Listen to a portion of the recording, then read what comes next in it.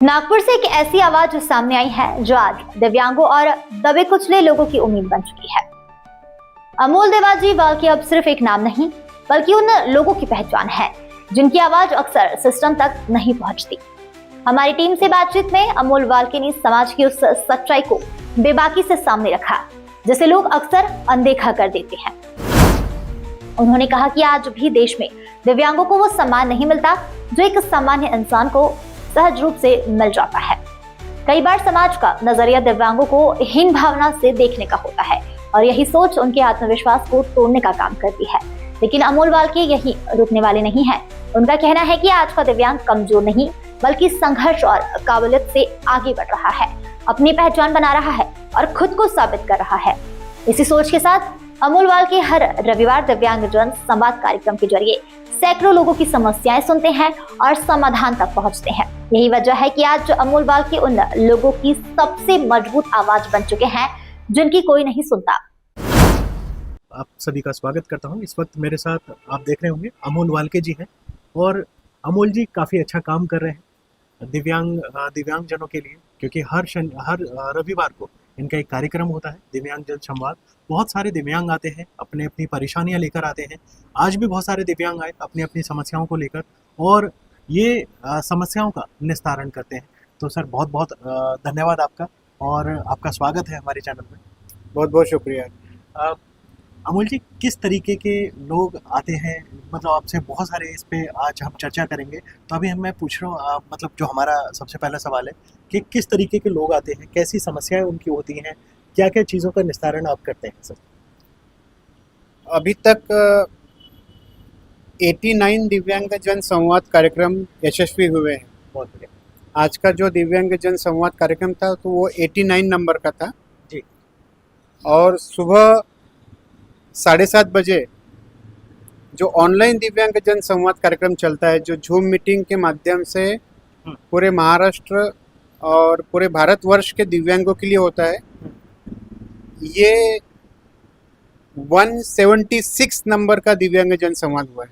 अच्छा। मतलब दोनों को अगर मिला दिया जाए तो लगभग 250 प्रोग्राम के ऊपर ये प्रोग्राम हुए हैं। इन पूरे 250 प्रोग्राम में मुझे जो अभी तक एक्सपीरियंस आया है तो उसमें बहुत बड़ी समस्या जो है वो रोजगार की समस्या है और जो छोटी मोटी समस्याएं हैं जो दिव्यांगों के लिए बहुत महत्वपूर्ण है, जैसे संजय गांधी निराधार योजना, लोगों के पैसे समय पर नहीं आ रहे हैं। तो इन तमाम समस्याओं को लेकर 21 प्रकार के जो दिव्यांग हैं, मतलब अधिनियम एक्ट 2016 के अंतर्गत अभी जो दिव्यांग की कैटेगरी पहले 6 या 7 प्रकार के दिव्यांग होते थे, अभी ये कैटेगराइज करके इसे 21 प्रकार के दिव्यांगों में कन्वर्ट किया है।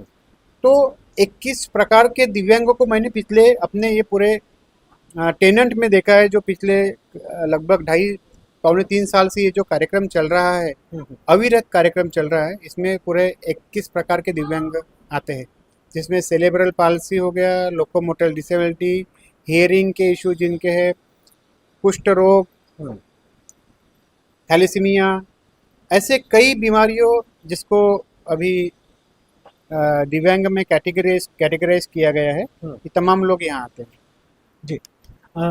हमने देखा कि मतलब बहुत सारे जो दिव्यांग हैं, जैसे आपने अभी कहा कि रोजगार की उनको समस्या होती है, तो अभी दिव्यांगों का एक कोटा होता है, फिर भी अगर ऐसी समस्या आ रही है तो क्यों आ रही है ऐसी समस्या? दिव्यांगों का यकीनन भारतीय जनता पार्टी दिव्यांग के उद्धार के लिए महाराष्ट्र सरकार और माननीय श्री देवेंद्र जी फडणवीस साहेब, केंद्रीय मंत्री माननीय श्री नितिन जी गडकरी साहेब, माननीय श्री चंद्रशेखर जी बावनकुळे साहेब, ये दिव्यांगों को समाज के मुख्य धारा में लाने के लिए बहुत महत्वपूर्ण कार्य कर रहे हैं और बहुत सारी सरकारी योजनाएं और गवर्नमेंट जॉब भी इस क्षेत्र में है। लेकिन जो शासन है, शासन के जो पदाधिकारी है, इनके माध्यम से बहुत सारे काम जो है डिले होते हैं। बिल्कुल। तो इन सभी जो काम ढीले चल रहे हैं इनको थोड़ा स्पीडअप करने का काम हम करने की कोशिश कर रहे हैं, क्योंकि माननीय श्री देवेंद्र जी फडणवीस इन्होंने मुझे आदेश किया है, क्योंकि हर सोमवार को मैं उनके दक्षिण पश्चिम कार्यालय में बैठता हूँ और वहाँ से नागपुर ही नहीं तो पूरे महाराष्ट्र के दिव्यांगों का काम देखता हूँ। तो इसलिए उन्होंने मुझे पूरे महाराष्ट्र में काम करने की परमिशन दी है, और ऐसे जो ढीले काम होते हैं कहीं पर उन पे थोड़ा फॉलोअप दे के उन काम को स्पीडअप करने की जवाबदारी दी है। तो जो भी काम अभी या दिव्यांगों की जॉब जैसे जैसे लोगों को पता चल रहा है कि नागपुर में अमोल वाल्के है जो इस क्षेत्र में कार्य कर रहे हैं, वो मुझसे मिलने आ रहे हैं और उनके काम हम रेगुलराइज कर रहे हैं, चाहे फिर वो गवर्नमेंट जॉब हो या प्राइवेट जॉब हो या उनके संजय गांधी की योजना हो या जो भी है उसमें हम काम नहीं, ये चीज़ हमने देखा कि आप तुरंत के तुरंत उनको कॉल भी लगा रहे हैं लोगों को जॉब के लिए, जो प्राइवेट जॉब वगैरह है आप पूछ भी रहे हैं वैकेंसीज है नहीं है, और हमारे सामने की बात है, ये रिकॉर्ड भी है हमारे पास में। मैं एक चीज़ और पूछना चाह रहा हूँ, मतलब ये तो आप सारी समस्याओं का निस्तारण कर ही रहे हैं, लेकिन आपको क्या समस्या आती है, कैसी परेशानियों का सामना आपको करना पड़ता है उनकी समस्याओं का निस्तारण करने के लिए? मेरा काम करने का जो स्टाइल है जी। वो ये है कि अभी समस्या मैंने सुनी तो उस पर एक्शन मैं अभी ही लेता हूँ। मैं ये समस्या सुनकर इसको रिकॉर्ड में नहीं रखता। बिल्कुल। तो मुझे जो समस्या आ रही थी, क्योंकि रोज़ सुबह 7:30 बजे मैं अगर दिव्यांगजन संवाद कार्यक्रम कर रहा हूँ, जी, तो रोजाना पूरे कार्यक्रम करते हैं? रोजाना करता हूँ मैं 8-7 दिन कार्यक्रम करता हूँ, एक भी दिन छुट्टी नहीं रहती, कुछ नहीं रहता। जी। तो इसमें मुझे समस्या आ रही थी कि अगर नासिक का कोई प्रॉब्लम है या लातूर का कोई प्रॉब्लम है या धुले का कोई प्रॉब्लम है तो वहाँ के कलेक्टर से बात करने के लिए मुझे परेशानी आ रही थी। मैं उनकी शिकायतें लेकर उन्हीं के कलेक्टर से बात करूँगा, उसी जिले के। बराबर बराबर। ये मुझे परेशानी आ रही थी। हम्म, अगर मुझे लोकल एमएलए है, आमदार उस शहर के, उनके साथ संपर्क करने में समस्या आ रही थी, क्योंकि मुझे ये पता है कि अगर उनके साथ हमने संपर्क किया, किसी आमदार के साथ किया, खासदार साहब के साथ किया संपर्क, कलेक्टर साहब के साथ अगर संपर्क किया तो वो काम होने तय है, यकीन है, यकीनन है। बस संपर्क होना बहुत जरूरी है, और मेरे संपर्क करने में मुझे कठिनाइयाँ आ रही थी। आप मेरे अगर संवाद देखेंगे तो उसमें भी मैं बहुत बार ये पूछता था कि आपके विधायक का नाम क्या है, आपके एमएलए का नाम क्या है, आपके कलेक्टर का नाम क्या है। लेकिन अभी 3 दिन पहले मैं मुख्यमंत्री कार्यालय में गया और मुख्यमंत्री कार्यालय में ये समस्या मैंने माननीय मुख्यमंत्री देवेंद्र जी फडणवीस, इनके ओएसडी माननीय सुनील मित्रा जी के सामने रखी। तो ये जो सरकार है महाराष्ट्र, जो हमारे जो देवाबाबू है, ये तुरंत एक्शन लेने में बिलीव करते हैं और मैं उनका बहुत बड़ा फॉलोअर हूँ, तो उनको मैं फॉलो करता हूँ। वो जैसे तुरंत एक्शन लेते हैं मैं भी वही करता हूँ। तो मैंने उनसे ये मेरी तकलीफ़ शेयर की तो उन्होंने मुझे तुरंत ही परमिशन दे दी, और सिर्फ परमिशन ही नहीं थी पूरे महाराष्ट्र के 36 जिलों के 36 कलेक्टर, महाराष्ट्र के 288 विधानसभा क्षेत्र के आमदार जो भारतीय जनता पार्टी के हैं, इन तमाम लोगों का कांटेक्ट नंबर उन्होंने मेरे साथ शेयर किया। क्या बात है। उनके ईमेल एड्रेस शेयर किए और बिंदास बोला कि अमोल जी आप इनसे बिंदास संपर्क करिए। तो जहां मुझे कठिनाइयां आ रही थी वो कठिनाइयां इस तरह अभी दूर हो गई है। और मुझे मेरे देवा भाऊ नितिन जी गडकरी साहब की मैं अभी आपको हाल फिलहाल में बात बताऊंगा। अभी 4 दिन पहले मैं गडकरी साहब से मिला, क्योंकि मेरे संवाद में अगर आप देखेंगे तो महाराष्ट्र के अगर 36 जिलों में से 22 लोग अगर अटेंड करते हैं, 20 लोग अगर 20 जिले से दिव्यांग अगर अटेंड करते हैं, तो महाराष्ट्र के 28 राज्यों में से कम 4-5 राज्यों के लोग मुझे सुबह अटेंड करते ही करते हैं, जिसमें यूपी हो गए, एमपी, कर्नाटक, राजस्थान, केरला। तो अलग अलग राज्य के लोग मेरे साथ रोज कनेक्ट में आ रहे हैं। अब इन राज्यों के दिव्यांगों की समस्या सॉल्व कैसे होंगी, इसके लिए नितिन जी से जब बात किया हम्म, कि सर एमपी में ये समस्या है, हम्म, तो मुस्कुराए। आप चाहे मेरा वीडियो देख सकते हो, मुस्कुराए और उन्होंने ऐसा किया, बोले कर लेंगे। तो क्या है, ताकत है। ताकत है, बिल्कुल। मुझे मेरे नेताओं की ताकत है, मेरे नेता मेरे साथ है। ये ताकत ताकत तो है ही। देखिए, ये बहुत बड़ी बात है कि वो तुरंत के तुरंत आश्वासन नहीं दे रहे, आपको सपोर्ट करने के लिए तैयार हो। हाँ, ये सबसे बड़ी बात है, यही ताकत तो देती है। मुझे बिल्कुल सपोर्ट करते हैं। अभी मुझे मेरे पास अभी 36 जिले के जो कलेक्टर है, माननीय कलेक्टर, उनके ईमेल है, हम्म, फ़ोन नंबर है। अभी मुझे अभी इस बात की ज़रूरत नहीं है कि आपके शहर के कलेक्टर कौन है, उनका फ़ोन नंबर दो, ऐसा बोलने की ज़रूरत नहीं। अभी मैं सीधे उनके साथ संपर्क करके मेरे जो दिव्यांग भाई है जो तकलीफ़ से गुजर रहा है, मैं कलेक्टर साहब से अपॉइंटमेंट करा के वो काम रिजॉल्व करूँ। बहुत बढ़िया, बहुत बढ़िया, बहुत। ये तो बहुत सुंदर कार्य है। अच्छा, यहाँ पर बहुत सारे दिव्यांग हैं जिनको ई रिक्शा की ज़रूरत है, इलेक्ट्रिक साइकिल की ज़रूरत है। वो कैसे आप पूरा कर पा रहे हैं? ये तो बहुत बड़ी समस्या है, क्योंकि इतनी जल्दी चीज़ें वो मिल नहीं पाती हैं। मैं मेरे जीवन को, अपने आप को मैं थोड़ा सामाजिक कार्यकर्ता के हिसाब से देखता हूँ। जी। मतलब इसमें कोई शंका नहीं, मैं भारतीय जनता पार्टी के साथ जुड़ा हूँ और दिव्यांग विकास आघाड़ी महाराष्ट्र का काम देख रहा हूँ। ये राजकीय क्षेत्र है, लेकिन मेरे जीवन में मैं अपने आप को 80% समाज कारण में देखता हूँ, बिल्कुल। और इसीलिए बिना रुके, बिना थके, पूरे इंटरेस्ट के साथ मैं इस कार्य को करता हूँ।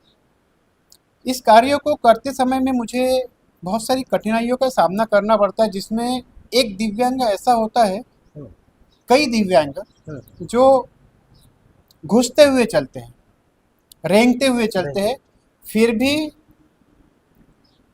डॉक्टर के मतानुसार कभी उनको 70% दिए जाते हैं, कभी 65%। तो ऐसे दिव्यांग जो है गवर्नमेंट की बहुत सारी योजनाओं में नहीं बैठते। नहीं बैठ पाते। जैसे मोटराइज साइकिल की अगर मैं बात करूं, तो मोटराइज साइकिल का नियम है कि 80% अगर दिव्यांग है तो ही उस दिव्यांग को महाराष्ट्र के किसी भी जिले से, किसी भी गांव खेड़े से अगर है तो उसको मोटराइज साइकिल दी जाएगी। अब ये भाई साहब बैठते नहीं है, लेकिन ये 90% का इनका दिव्यांगत्व होना चाहिए, मिलना चाहिए। लेकिन अब डॉक्टर के आगे हम क्या बोलेंगे? क्या बोलेंगे? बिल्कुल। वो हमसे ज़्यादा समझदार है, उसका उसमें मास्टरी है। तो अब उसका काम नहीं हो रहा है, तो फिर हमने नया नया फॉर्मूला इसमें निकाला है कि ऐसे दिव्यांगों के लिए हम डोनर ढूंढते हैं, बहुत बढ़िया। डोनर ढूंढते हैं और समाज से अपील करते हैं कि दिव्यांग सेवा ही ये ईश्वर सेवा है। बिल्कुल। आप ऐसे दिव्यांगों को, ऐसे लोगों को मदद करिए जो आपको सच्चे दिल से आशीर्वाद दे। जी।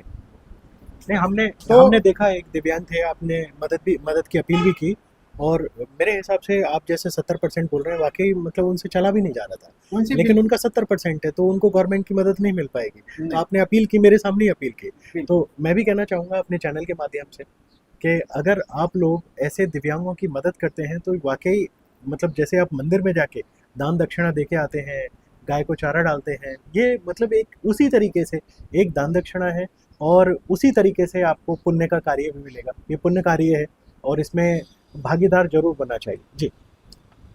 तो ये सब हम कर रहे हैं, डायरेक्ट डोनर को इनवाइट कर रहे हैं कि आप डायरेक्ट इनको जो भी हेल्प लगती है वो करेंगे। तो वो कैसे करते हैं, मतलब कहाँ पे करते हैं वो मदद?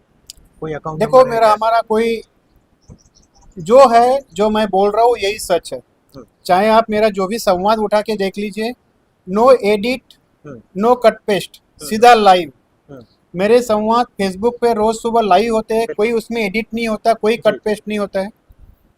तो ये जो अपील हम करते हैं, ये अपील भी हम लाइव के माध्यम से करते हैं। लाइव के माध्यम से कर रहे हैं, मेरा वो मतलब नहीं है। मेरा मतलब है कि अगर कोई मदद करना चाहता है, कोई डोनर, कोई पैसा देना चाहता है किसी, जैसे वो थे, एक दिव्यांग थे, मैंने देखा उनको साइकिल की ज़रूरत है, ई रिक्शा की ज़रूरत है, जो भी है, तो अगर कोई उनको वो देना चाहे तो कैसे, किस माध्यम से? देखिए, हमें तो पैसा तो बिल्कुल भी नहीं चाहिए। बिल्कुल।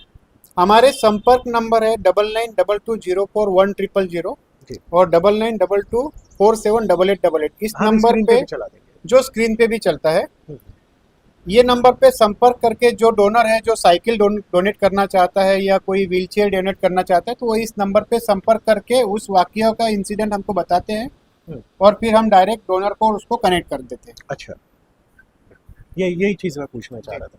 मतलब मैंने सोचा कि हो सकता है कोई संस्था हो जिसका आपने कोई अकाउंट बनाया हो या उस अकाउंट में भी पैसा दे सकते हैं। नहीं, अभी फिलहाल ऐसा कुछ नहीं है। हाँ।